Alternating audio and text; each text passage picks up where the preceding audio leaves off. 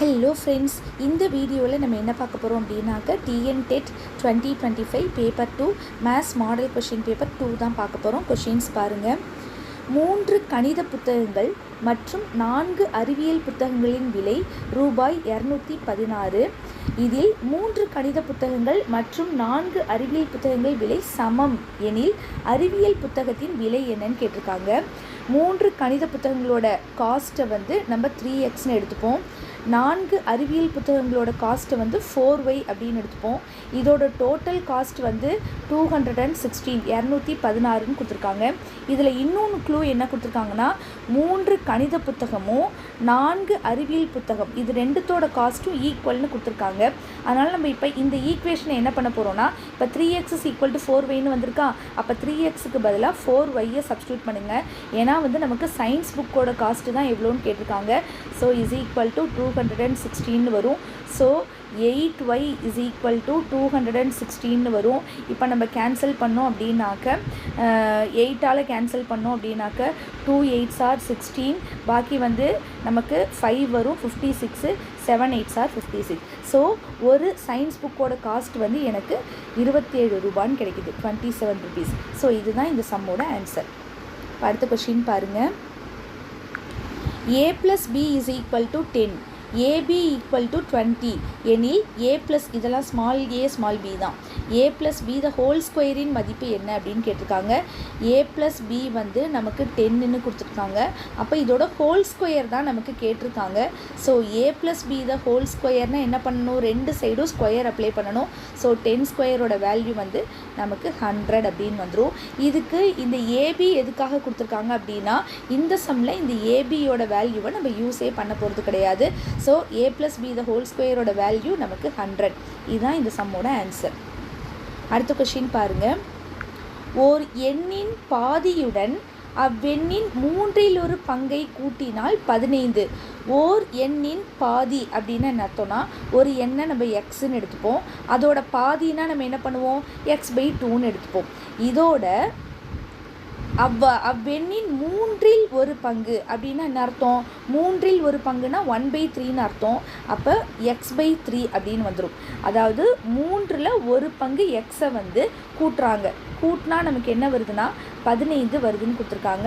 இப்போ அந்த எண்ணை கண்டுபிடி அப்படின்னு கேட்டிருக்காங்க. ஸோ எக்ஸை தான் நம்ம கண்டுபிடிக்கணும். 3க்கும் 2க்கும் LCM வந்து 6. அப்போ மேலே என்ன வரும், நமக்கு 3x + 2yன்னு வரும் = 15ன்னு வரும்.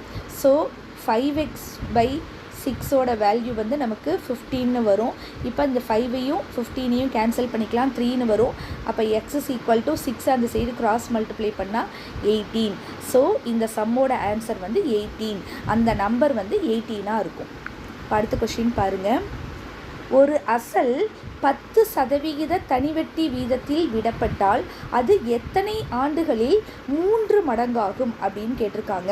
இப்போ இந்த சம்மை வந்து நம்ம ஓரலாகவும் போடலாம், இல்லை நம்ம சம் எப்படி ப்ரொசீட் பண்ணியும் நம்ம போடலாம். நான் முதல்ல ப்ரொசீஜர் படி நான் சொல்லி கொடுத்துறேன், அதுக்கப்புறம் ஓரலாக எப்படி போடுறதுங்கிறதையும் நான் சொல்கிறேன், சரியா?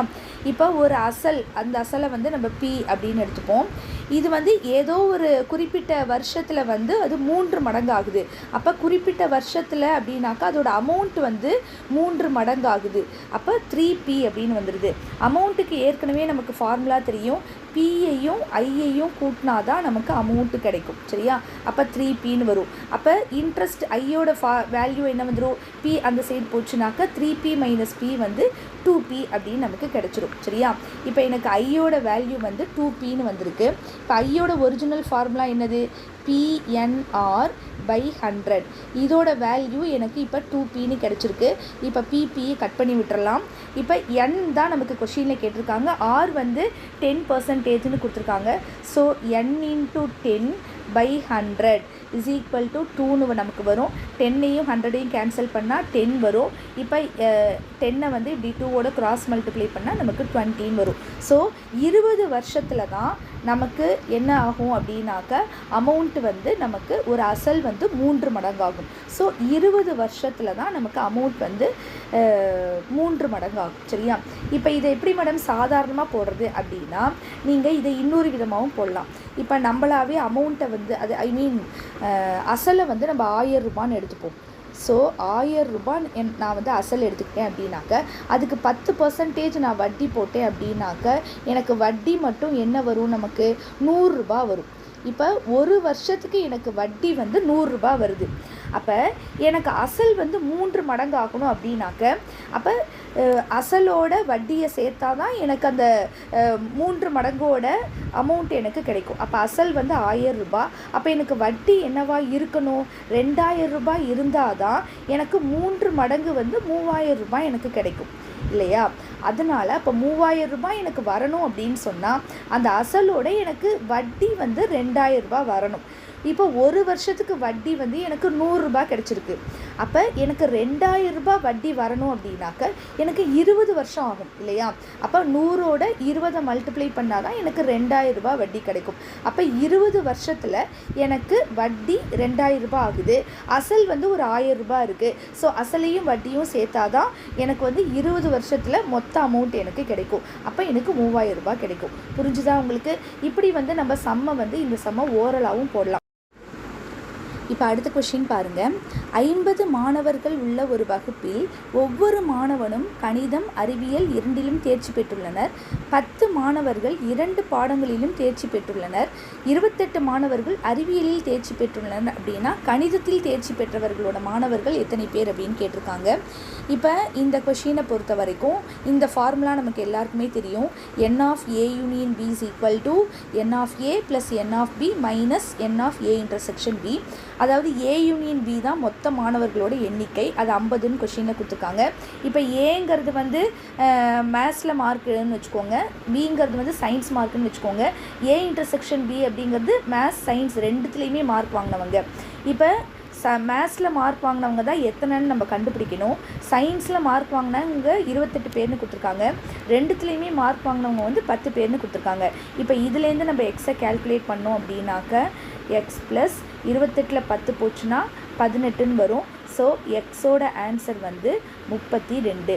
அதாவது மேத்ஸில் மட்டும் எவ்வளோ பேர் வந்து பாஸ் பண்ணியிருப்பாங்க அப்படின்னாக்கா 32 பேர் வந்து நமக்கு பாஸ் பண்ணியிருப்பாங்க. ஓகேவா? அடுத்த கொஷின் பாருங்கள். ஒரு வகுப்பில் உள்ள 10 மாணவர்களின் சராசரி உயரம் 166 சென்டிமீட்டர் என கணக்கிடப்பட்டுள்ளது. தகவல்களை சரிபார்க்கும்போது ஒரு மதிப்பு 150 சென்டிமீட்டருக்கு பதிலாக 160 சென்டிமீட்டர் என தவறாக கணக்கிடப்பட்டுள்ளது எனில் சரியான சராசரி உயரம் அப்படின்னு கேட்டிருக்காங்க. இப்போ இந்த கொஷினில் வந்து 10 மாணவர்களோட சராசரி உயரம் வந்து 166. அதாவது ஆவரேஜோட வேல்யூ வந்து நமக்கு 166ன்னு கொடுத்துருக்காங்க. இது வந்து 10 மாணவர்களுக்கு. அப்போ நமக்கு டோட்டல் எவ்வளோ கிடைக்கும் அப்படின்னாக்க என்ன பண்ணணும் நம்ம அப்படின்னாக்க இந்த 10ஐயும் 166ஐயும் மல்டிப்ளை பண்ணோம் அப்படின்னாக்க நமக்கு வந்து டோட்டல் கிடைக்கும். அப்போ 10 × 166 நமக்கு என்ன கிடைக்கும்? 1660. அதாவது வந்து இது வந்து தப்பான டோட்டல். நமக்கு வந்து 10 மாணவர்களோட ஆவரேஜ் வெயிட்டையும் நம்ம கூட்டும்போது நமக்கு 1660ன்னு கிடைக்குது. இதில் ஒருத்தனோட இது மட்டும் தப்பாக கணக்கிடப்பட்டிருக்காங்க. எப்படின்னாக்க 150ன்னு இருக்கணும், ஆனால் 160 அப்படின்னு கொடுத்துட்டாங்க. அப்போ நம்ம என்ன செய்யணும்னா இந்த 1660 இது வந்து தப்பான டோட்டல். இதில் நம்ம எதை வந்து மைனஸ் பண்ணிக்கணும் அப்படின்னாக்க 160 மைனஸ் பண்ணிக்கணும். அதுக்கு பதிலாக நம்ம என்னத்தை சேர்க்கணும் அப்படின்னாக்க 150 சேர்த்துக்கணும். அப்போ எனக்கு என்ன ஆன்சர் வரும்? 1000 ஒரு 10 மட்டும் நமக்கு தப்பாக வருது இல்லையா? ஸோ 1650 அப்படின்னு வரும். இது வந்து இதுதான் நமக்கு இப்போ கரெக்டான டோட்டல். இப்போ அந்த 10 பேரோட கரெக்டான ஹைட்டோட டோட்டல் வந்து 1650. இப்போ இந்த கரெக்டான டோட்டலை வச்சு நம்ம என்ன செய்யணும்? கரெக்டான ஆவரேஜ் கண்டுபிடிக்கணும். ஆவரேஜ்னாலே நமக்கு தெரியும், டோட்டலை போட்டு கீழே வந்து எத்தனை பேர் இருக்காங்களோ அதோட டிவைட் பண்ணோம். ஸோ 10ஆல் டிவைட் பண்ணோம் அப்படின்னு சொன்னால் கேன்சல் பண்ணால் நமக்கு 165 அப்படின்னு வருது.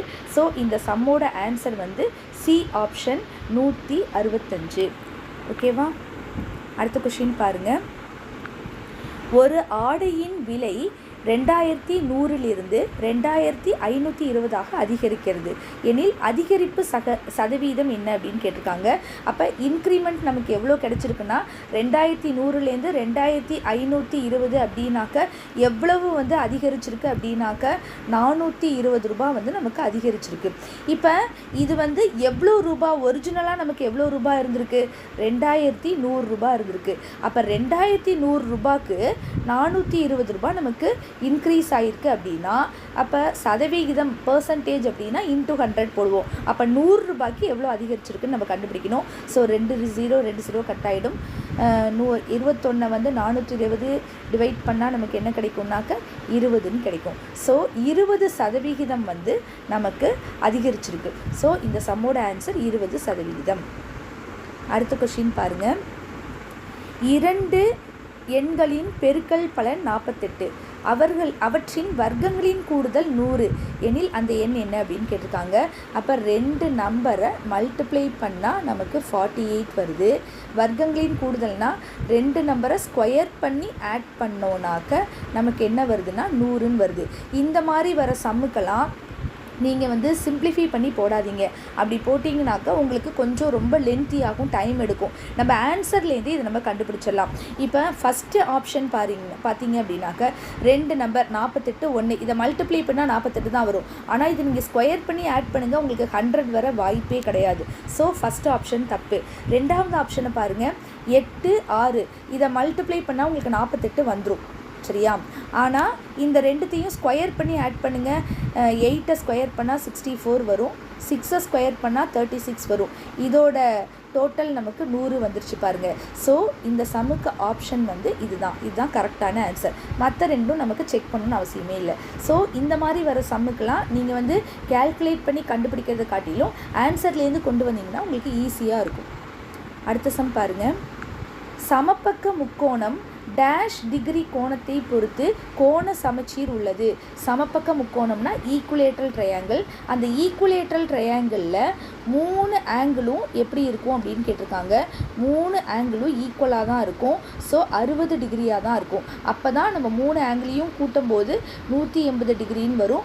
3 ஆங்கிளோட டிகிரியுமே நமக்கு வந்து 60 டிகிரியாக தான் இருக்கும். ஸோ இந்த சம்மோட ஆன்சர் 60 டிகிரி.